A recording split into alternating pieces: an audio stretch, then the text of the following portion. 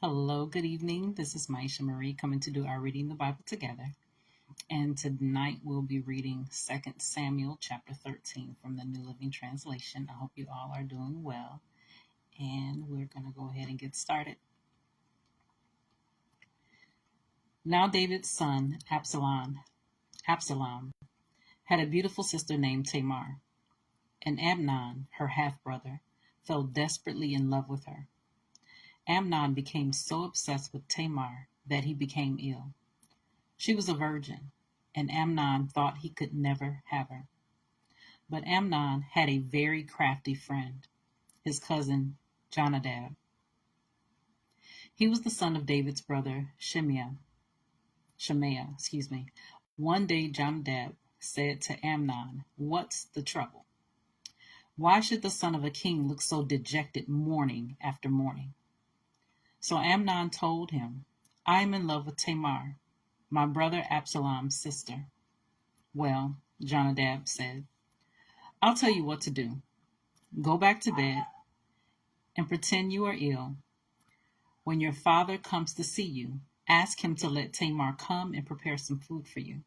Tell him you'll feel better if she prepares it as you watch and feed you with her own hands." So Amnon laid down and pretended to be sick.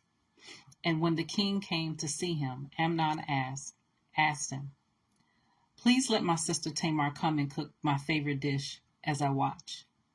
Then I can eat it from her own hands." So David agreed and sent Tamar to Amnon's house to prepare some food for him. When Tamar arrived at Amnon's house, she went to the place where he was lying down so he could watch her mix some dough. Then she baked his favorite dish for him. But when she set the serving tray before him, he refused to eat. "Everyone get out of here," Amnon told his servants, so they all left. Then he said to Tamar, "Now bring the food into my bedroom and feed it to me here." So Tamar took his favorite dish to him. But as she was feeding him, he grabbed her and demanded, "Come to bed with me, my darling sister." "No, my brother," she cried. "Don't be foolish. Don't do this to me. Such wicked things aren't done in Israel. Where could I go in my shame? And you would be called one of the greatest fools in Israel. Please just speak to the king about it, and he will let you marry me." But Amnon wouldn't listen to her. And since he was stronger than she was, I guess I could say it. I hope I don't get tagged. He raped her. Then suddenly Amnon's love turned to hate, and he hated her even more than he had loved her. "Get out of here," he snarled at her.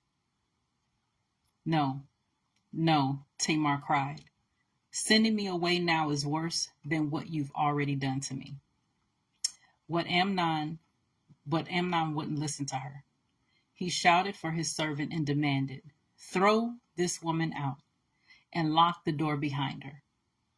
So the servant put her out and locked the door behind her. She was wearing a long, beautiful robe, and as the custom in those days for the king's virgin daughters.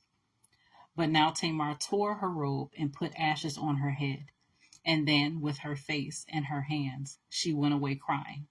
Her brother Absalom saw her and asked, "Is it true that Amnon has been with you?" "Well, my sister, keep quiet for now, since he's your brother.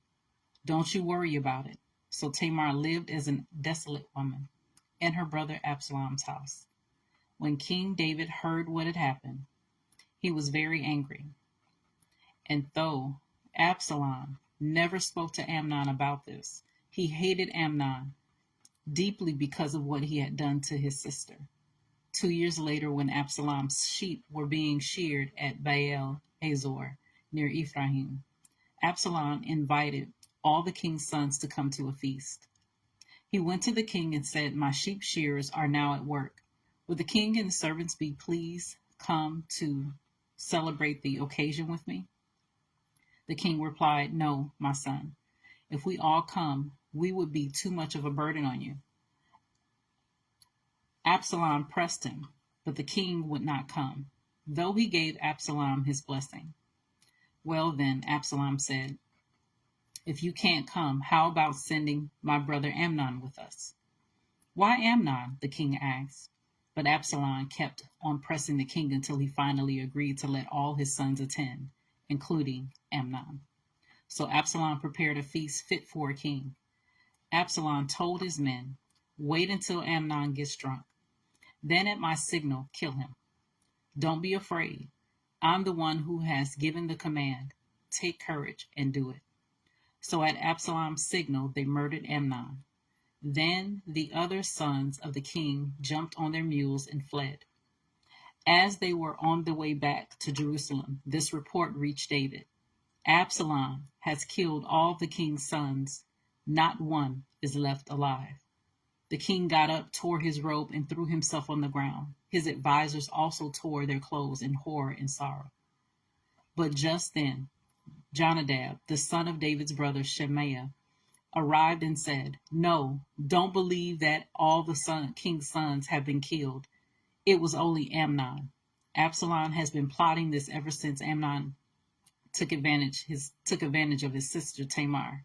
No, my lord the king, your sons aren't all dead.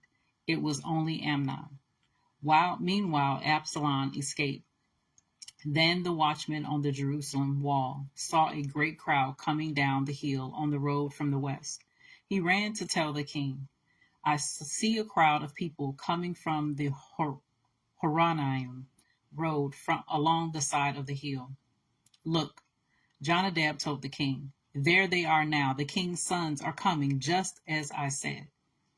They soon arrived, weeping, sobbing, and the king and all his servants wept bitterly with them. And David mourned many days for his son Amnon. Absalom fled to his grandfather, Talmai, son of Amminahab, the king of Geshur. He stayed there in Geshur for 3 years, and King David, now reconciled to Amnon's death, longed to be reunited with his son Absalom. So that was 2 Samuel chapter 13 from the New Living Translation.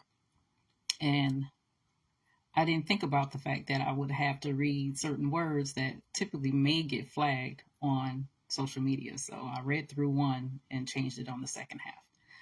But anyway, as always, continue to search the scriptures daily to see what is true. Allow Holy Spirit to illuminate the word into your heart, your mind, and soul, bringing knowledge, understanding, and wisdom, and most of all, revelation of who God is, his true nature, his character, and how much he truly, truly loves you. You guys take care. God bless. And until next time.